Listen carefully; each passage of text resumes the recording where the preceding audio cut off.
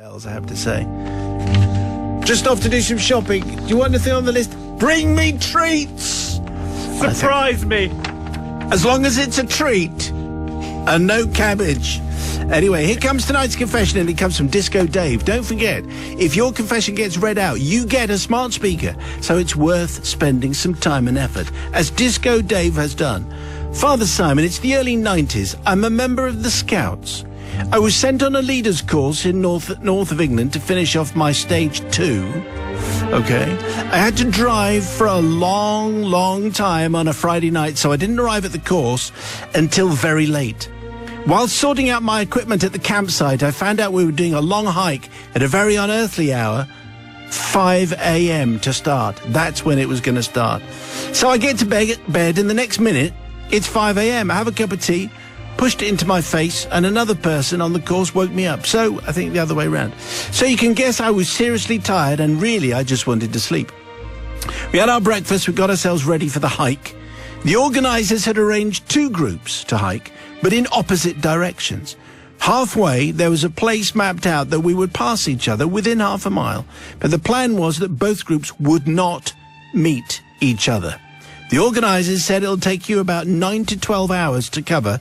There are points on the map where you have to gain information and get some clues, like name of a pub or a church or opening times of a specific group or something like that. Something to do with the town or the village that you're walking through. There's a little bit of orienteering going on here. We got to the halfway stage of the hike and a signpost was pointing towards it. Can I just say, in this confession, a lot of people are about to behave really stupidly, okay? Oh, good. Which is always good, obviously.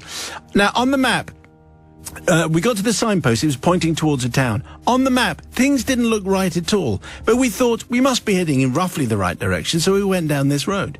Well, this road went on for a long time, and in the distance, we saw the other group coming towards us on the same road. This wasn't right. As we'd been split up into 2 groups in the morning, a couple of our group knew the people in the other group. We walked about half a mile together. This sentence in this confession is doing a lot of heavy lifting, by the way. We walked about half a mile together and ended up in a pub for a breather. Well, there you go. So we stayed in the pub for a while, and then after a while, it was lunchtime, and we thought, well, we would participate in lunchtime and then 1 or 2 more drinks just to get our breath back. I mean, that's not an excuse. I just need a drink to get my breath back and have a rest. So you can guess what happened in the pub. We swapped information and, we exchanged notes, obviously. And then we had a couple of drinks because we were still out of breath. Having a great time talking and drinking, we forgot the time completely. And some of the group fell asleep due to our late arrival the night before. In other words, Disco Dave, I feel. The next thing, the weather was really bad. It started to rain really heavily, and it was like something from a movie. Very heavy rain. The wind blew high and the wind blew low. Through the streets in the kilt we'll go. No, that's something else altogether. Yeah, right. Anyway, time to stay in the pub. So the country hostelry looked over a valley, I should say, Father Simon, with a strong running river, which ran about 100 foot below us. After a couple of hours, I noticed that there was a yellow search and rescue helicopter going slowly along the river, and a few police cars driving very fast past us. No. I spoke to another of the group and said, I wonder what's going on. This is where people start to behave really stupidly. What do you think's going on? Anyway, we realised it was after 5 and we had to be back at the camp for 6. So we looked at the map and we saw a shorter route to the camp. The original route had us going round the outside so we could find the clues. Well, we knew all the answers, so there was no point in sticking to that. So we headed off back to the campsite, and after a few miles down the road, this search and rescue Land Rover pulled up and said, have you seen a group of young lads whilst you've been out walking? One of our group says, no, it's been very quiet. And the guy says, how did you miss the rain, which we had about 30 minutes ago? Well, thinking quickly, one of our group said, well, we stayed in a farmer's hay loft where there was hay until the rain stopped. And he said, oh, okay then, well, please be careful of the weather. If you see a group of young lads, says this guy speaking to young lads, tell them to contact us. All right then. So we get to the campsite about 8 p.m. before it was going dark, and there was total and utter chaos. Police cars, mountain rescue teams, search rescue teams preparing to go out. One of our group says, what's going on then? And the gentleman with full clobber says, Well, there's a group of people from this camp. They left early this morning. They haven't been seen or spotted all day. We think one of them might have fallen in the river or been involved in an accident or something. Well, then one of the organisers comes out of the building and was slightly confused and then said, "Oh, so you're all safe then? We haven't seen you all day. We've had cars out and the services looking for you. Where were you?" Well, not to give the game away, we said, well, we turned at the wrong corner. We met up with the other group. Then the weather turned. We stayed in the hay barn with the hay loft, with a lot of hay belonging to the farmer. And then we stayed there and dried out until the weather improved. Well, and we got back by the quickest route that we could. Anyway, we'd like to ask forgiveness, obviously, after all these years, to the emergency services who were called out for what was just a group of lads who thought they were, just staying over in the pub.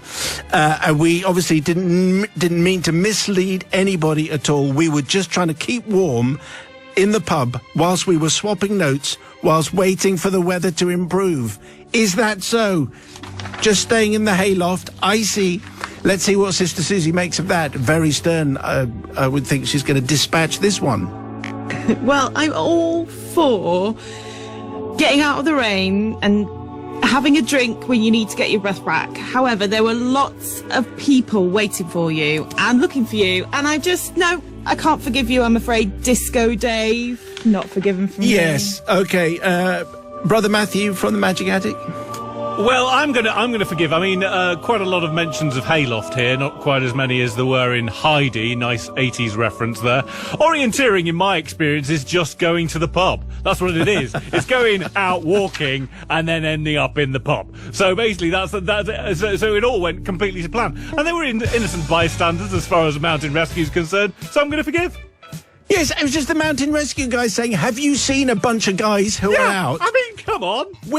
And they were the bunch of guys. Anyway, it's the people's verdict, please. On 61054, first word has to be Simon. Do you forgive Disco Dave, yes or no? It's the people's verdict. Now, Disco Dave provided today's confession. A torrid tale of he was supposed to be doing some orienteering with the scouts. He's a scout leader, for heaven's sake. Anyway, they end up in the pub. And not only that, but colluding with the other group, thus not having to do any of the hard work. Anyway, the people's verdict is in, and Matt has it, in his, assuming that the line is still working. Oh, good, there you go. He's there. Here's hoping, okay, yes, and the verdict is split. Anonymous says, not forgiven. As a mountain rescue volunteer, I've spent many an hour tramping around looking for lost people who later turn up having been in the pub. Having said that, we'd far rather turn out for a well-meaning false alarm than be called out too late. Fair. Linda in Knutsford, though, says, not forgiven. What a bunch of plonkers. Roy says, forgiven. You would think that the police and rescue would have thought to look in the pub. And Simon in Woking says, forgive. Very surprised that Sister Susie didn't forgive. Surely she'd have been happy with the idea of them staying in the pub. That's actually a very good point. Let me just check. Check in. More people in the pub. This is a good thing. Well, that is a good thing. But then I feel like they wasted people's time. I'm torn. Like, I'd like the money, but also don't waste people's time. Yes, you have to have morals, Matt, and not the morals of Come here with your morals. Anyway, okay, Disco Dave does get the smart speaker for today. If you have a confession, we would love to hear from you. The email is confessions@greatesthitsradio.co.uk. Confessions, we're up and running here. You can hear the music playing. Confessions has its own post box. That's how big it is. Confessions@greatesthitsradio.co.uk. If we use your confession, you get a smart speaker. And Steve in Cornwall, it's going to be you today. He's checking in with Brother Matthew. See if it's working at the moment. Yes, 50p in the Wi-Fi meter. We're okay for the moment. Okay, long delay, so there you go. That's very really? good. Sister Susie in the pub, checking in there, making sure that's okay. All right, okay. I'm here. So standing by then for today's confession, which does involve a royal impression. A very, very unwise royal impression from me. Here we go. Dear Father Simon and the Greatest Hits Confessional, says Steve in Cornwall. In the mid-1980s, I lived in Borneo as an instructor at the Outward Bound School, OBS for short. The warden of the school was an ex-Royal Air Force squadron leader and liked to be addressed as Squadron Leader Davis. He was a fervent fan of titles and the British system of monarchy and government in general. News arrived at the OBS, the Outward Bound School in Borneo, that the Royal Yacht Britannia with Prince Philip on board, would be visiting Borneo for a World Wildlife Conference. As there were very few British nationals living in Borneo, I received an invitation for afternoon drinks on the yacht. The squadron leader would be attending a function the day before with dignitaries, and his firm hope was that before Prince Philip left Borneo, he would visit the OBS school as patron of the organisation. I, says Steve, was piped on board Britannia and had the opportunity to meet and chat with Prince Philip. At late notice, it was announced that Prince Philip would indeed be visiting the Outward Bound school. The warden was overjoyed and set the staff and students to paint rocks, trim trees, and our displays for the prince practiced endlessly until they were faultless. Excitement was in the air. Well, the great day arrived and Prince Philip started his tour with local dignitaries and the warden. I waited patiently with my students, who would complete a team exercise over a wooden beam. As they approached, Prince Philip recognised me from my visit to the royal yacht. He bounded over and said, and I quote, "Hello, Steve, so good to see you again." That's my generic royal impression. I hope it's not too soon. Anyway, that's what he said. "Hello, Steve, so good to see you again." Thinking on my feet, I responded, "Likewise, Philip, how are you?" What? Oh, no. Prince Philip did not bat an eyelid at my informal reply. However, the warden stood watching, mouth agape, eyes on stalks, at our friendly badinage. The party moved on. The warden remained behind to quiz me on what he'd heard. "Philip? It's not Philip, it's His Royal Highness Prince Philip, Duke of Edinburgh, Lord High Admiral, Knight of the most ancient and most noble Order of the Thistle, not Philip." Anyway, I quickly realised, says Steve, that this was a marvellous opportunity to gain huge merit points with the warden. I said it's kept very quiet, but our families had actually known each other for a long time, and my parents were on first-name terms with the royal family. These words brought the warden to tears, and in the week ahead I could do no wrong. I was the golden boy and continually asked about my family's relationship with the royal family, our holidays together, Ascot garden parties, Dubonnet and lemonade, and so on.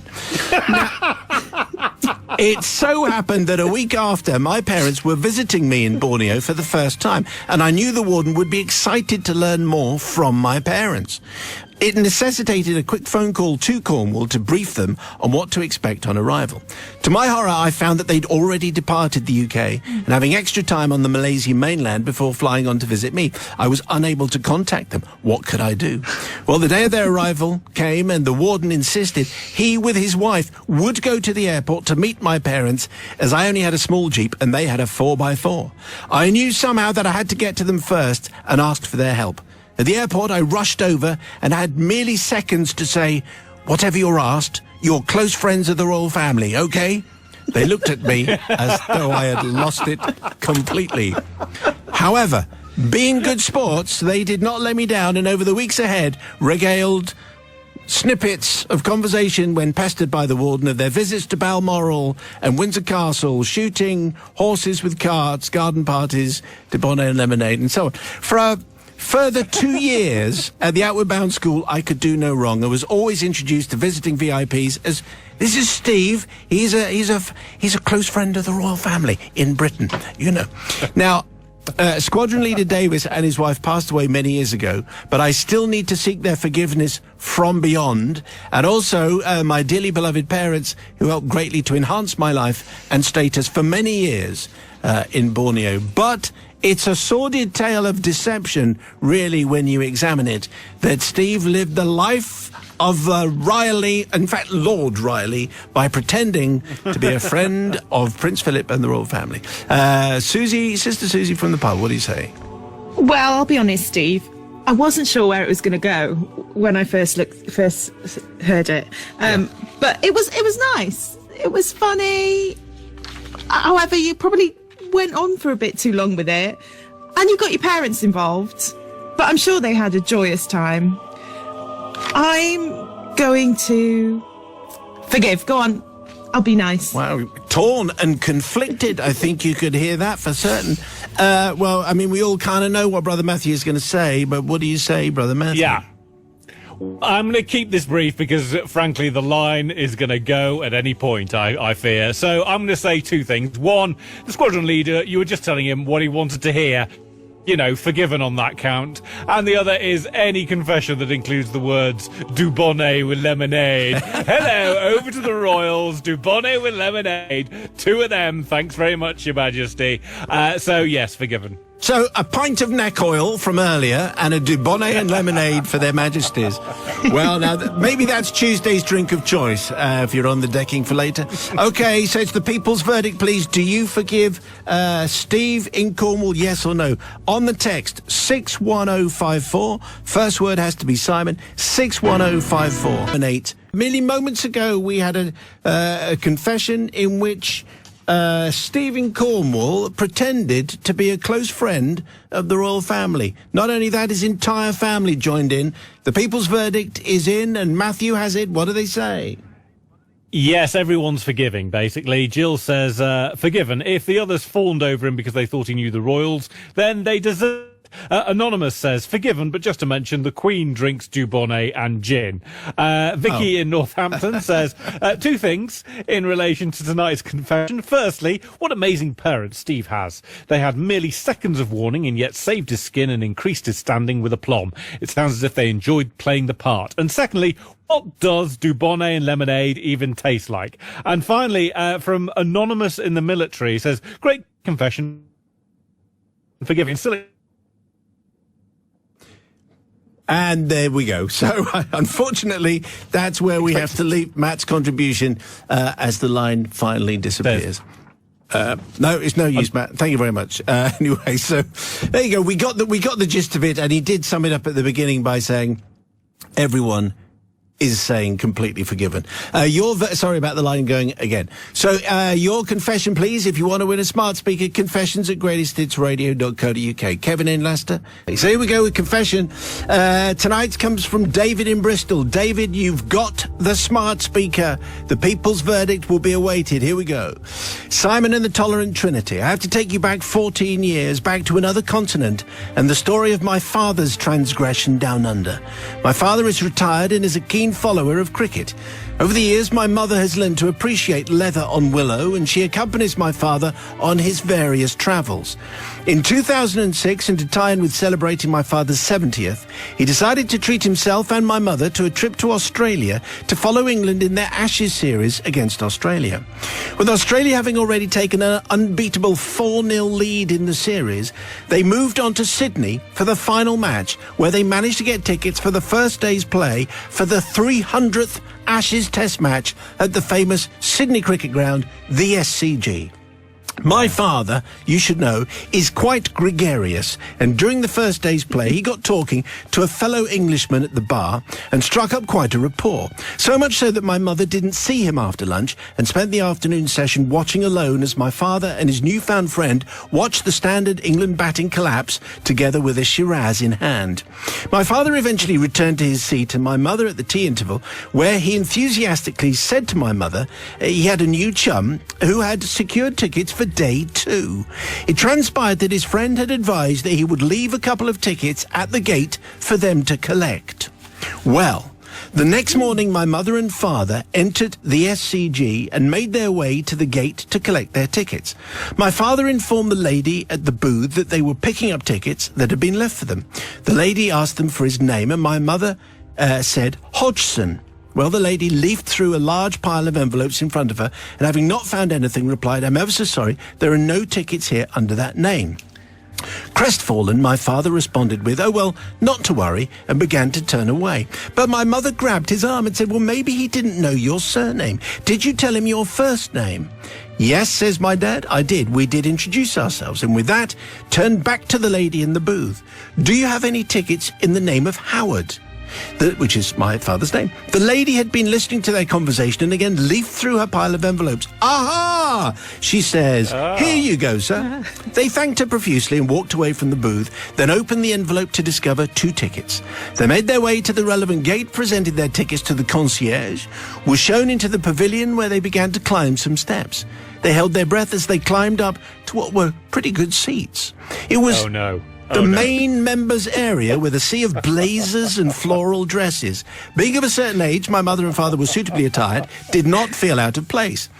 After an hour of watching Flintoff reach his half-century, they were aware of a slight hubbub going on behind them. To their right, where they looked, there was a small group of people looking their way and pointing. My mother and father settled back and thought no more of it. Shortly afterwards, a very smartly dressed man with an earpiece approached them and asked to see their tickets. With a creased brow, my father proffered the pair of tickets, and the man then scrutinised them quite intently. Can you come with me, please, mate? The man asked. Oh. Is there something wrong? Sorry.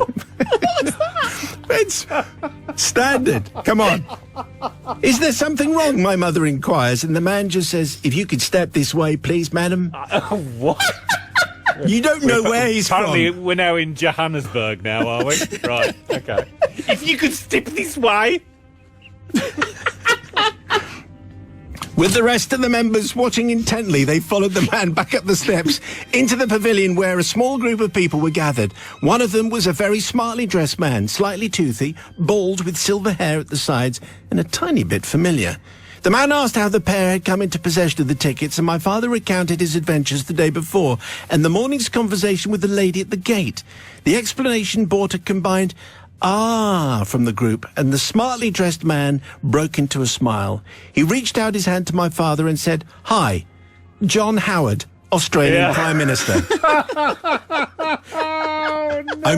I'm pleased to meet you. Then David unnecessarily just puts in brackets, "regular accent here, please, Simon." I don't know what that means. Anyway, I just make John Howard sound English. Anyway, my mother was mortified and embarrassed at the same time, and my father immediately launched into a speech to state their innocence. The Australian Prime Minister, for it was he, waved the speech to a premature close and said, "I don't want to spoil your day. Please keep the tickets, and I hope you enjoy the rest of your time." Looking at the man with an earpiece, he said, "I'm sure I can find somewhere else to sit." I mean, this is pretty impressive for a Prime Minister, don't you think? Anyway, my mum and dad were shown back to the Prime Minister's seats and continued to apologise the whole way there about the trouble they'd caused. They were soon quietened by 2 glasses of champagne that magically appeared courtesy of the Australian Premier, and they settled down to the usual England collapse and Australian batting grit. On behalf of my father, I would like to seek forgiveness, not to the Australian Prime Minister, who took it all in very good humour and could have the pick of the seats, nor to the rest of the posh members of the pavilion who were treated to a scene that probably still provides conversation in such circles. No, my father would like to seek forgiveness from the poor lady in the ticket booth, who probably got into a lot of hot water for handing over the tickets belonging to the most important person in Australia to a couple of Poms, a crime for which she may still be serving some time. Anyway, that's the tale about how David from Bristol's dad and mum were sitting where John Howard, the Australian Prime Minister, should actually have sat. I have to say, everyone comes out of this pretty well, but let's check in with Sister Susie in the pub. What do you say? Oh, I really like that one. You know, fair play. You got some really nice seats. You met the Australian Prime Minister. Like, what more do you want? But am I the only one wondering what happened to his new best mate who promised him some tickets? Good point. Yes. Like, what happened? And also, how many glasses of wine or beers did Dave's dad Howard have to buy to get him that? So I'm going to forgive. Okay, everyone's Howard forgiven apart and from the David. secret friend. But yeah, apart from the secret friend. What do you think, Brother Matthew? What are you saying on today's story? Can it possibly be the case that you leave tickets for the Prime Minister just under their name at the window? Yeah, just under his name. We'll just leave them in an envelope with his name on them. Oh, well, I'll try that next time I need to get into a sporting venue, definitely. I'm obviously going to forgive, because this is, I mean, it's just a great tale. And as you say, everyone comes out of it well. And frankly, if there was a cricket test series to miss out on as an England cricket fan, it was that one, because it was woeful for England. So, frankly, they've all suffered enough. So, yeah, definitely forgiven. Okay, so the people's verdict, please. Do you forgive David from Bristol? On the text, please, 61054. The first word has to be Simon. 61054. The people's verdict is due and expected now. And you send it to confessions@greatesthitsradio.co.uk. Today's came from David in Bristol concerning his parents on a tour down under in 2006. which ended up, as they were at the SCG, with the Australian Prime Minister having to give up his seat to the demanding parents who said, "I'll have..." No, they didn't say that. It was all a big accident, but everyone comes out of it very well, apart from the mysterious friend in the bar. Anyway, the people's verdict is in. What are they saying, Matt? So Rachel C says, fantastic confession, a lovely story. David's dad is completely forgiven. I especially loved the Aussie South African Prime Minister accent. Can I ask you to come with me, please, mate? He's definitely Australian. South African would have been... South African would have been, can I ask you to come with me, please? That would have been the oh boy. Anyway, carry on. All of those talents yet to be discovered. William in Ipswich says, forgiven. Tickets were probably left under the newfound friend's name. Another one, definitely a forgive. The mix-up was completely not their fault, and I agree. Who leaves tickets for the PM in an envelope with his name on? So funny. Hats off to the Prime Minister, who was a good sport. And finally, Simon in Woking. Well, and that is where Matt's... In full caps. Okay. Now, Matt, that sounded so it's worth coming back to you for, because you dropped out. So, assuming you're still there... Oh, really? Just give us that last one. So, Simon in Woking, full caps, not forgiven. Howard should have grabbed the ashes and brought them home. After all, the England team weren't going to do it. That's it. That's exactly what we wanted. Worth waiting for. Confessions at greatesthitsradio.co.uk. Send in yours. If we use it, you get a smart speaker. Oh, dear. An unedifying start for today's confession, which comes from Val in Solihull. Val, you are the winner of today's smart speaker. Father Simon, it is fantastically good to have you and Matt back at long last. Obviously, Sister Susie's included in here. Obviously. Of course. I have never stopped wishing that you were still with me for tea prep and child ferrying duties, and now you are. Hurrah! It's wonderful. Welcome back. So, forgiven. Thanks very much. We move on.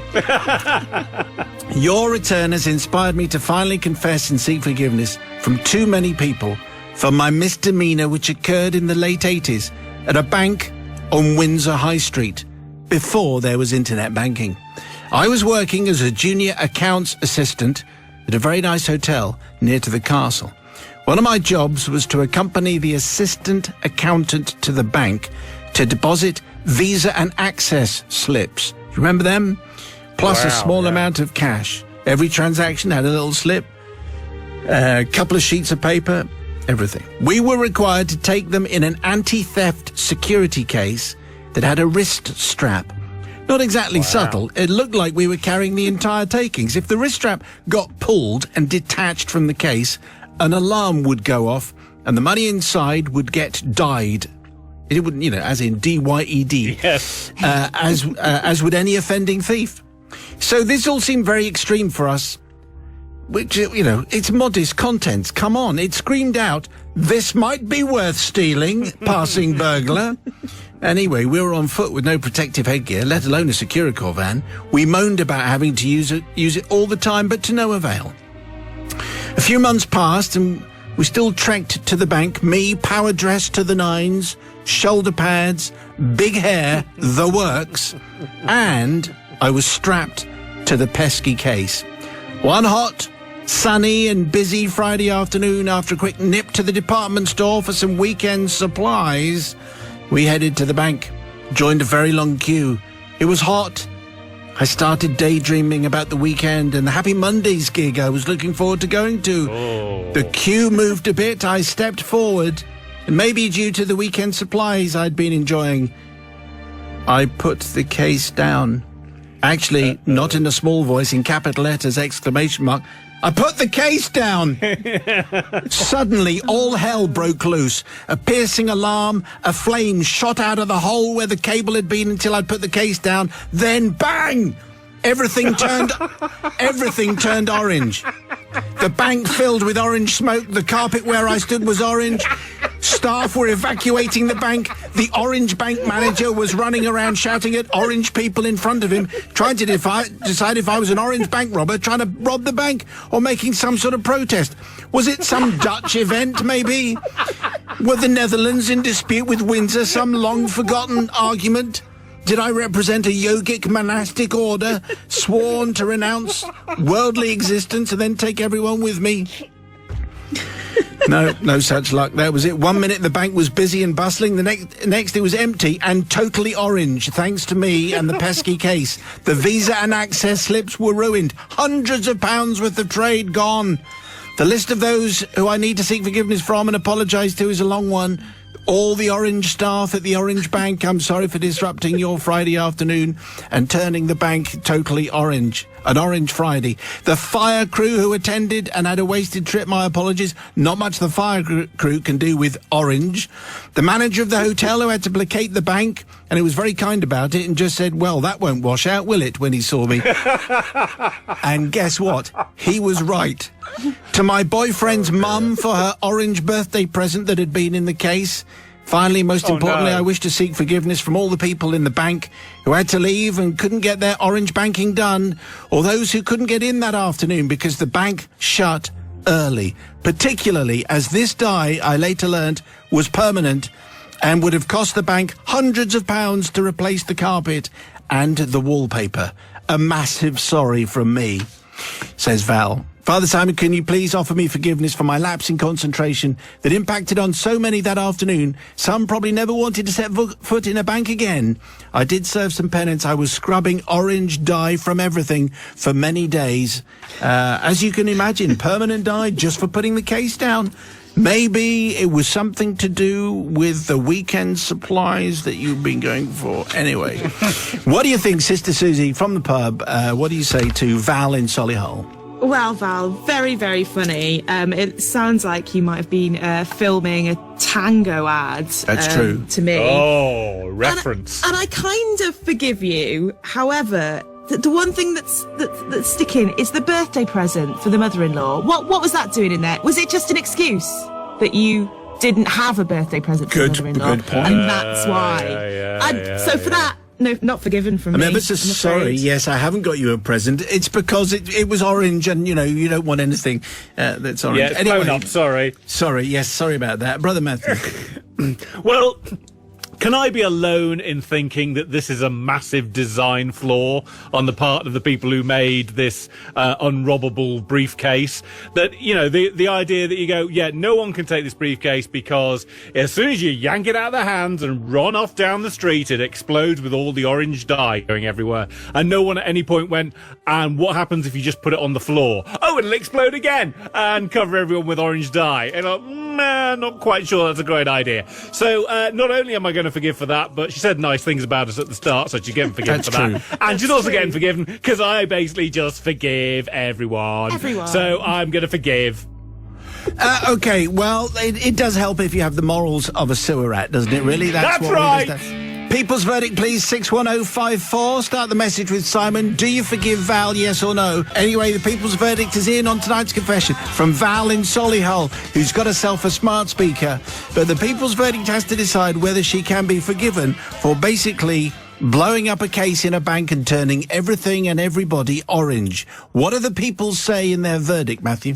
So Emma in Tangmere says, what a brilliantly written, funny story. I love the reference to 80s power dressing. It's at times like these that you wonder what Alexis Carrington from Dynasty would have done. Absolutely forgiven. Well done, Emma. Ross in Grimsby, are you kidding? Absolutely forgiven. Funniest confession I've heard in ages. Daughter and I crying with laughter. Wish I'd seen it. Roger says, forgiven. Happened to me 3 times in the early 90s. Lovely. Simon, driving home, listening to the confession, and noticed a sign in the roundabout saying orange taxis. Is Val still busy? And finally, Vicky in Northampton, I'm wondering 2 things about tonight's confession. Firstly, what on earth did the employer on whose insistence the overreacting orange-making briefcase was used to do in response to this incident? Surely it's them that requires forgiveness. Secondly, what would someone have to do to not be forgiven by Matt? Yes. Well, that's a very good question. We'll find out. Send in your confession. Test his forgiveness to the max. If your confession is read out, well, you get the smart speaker. Send it to confessions@greatesthitsradio.co.uk.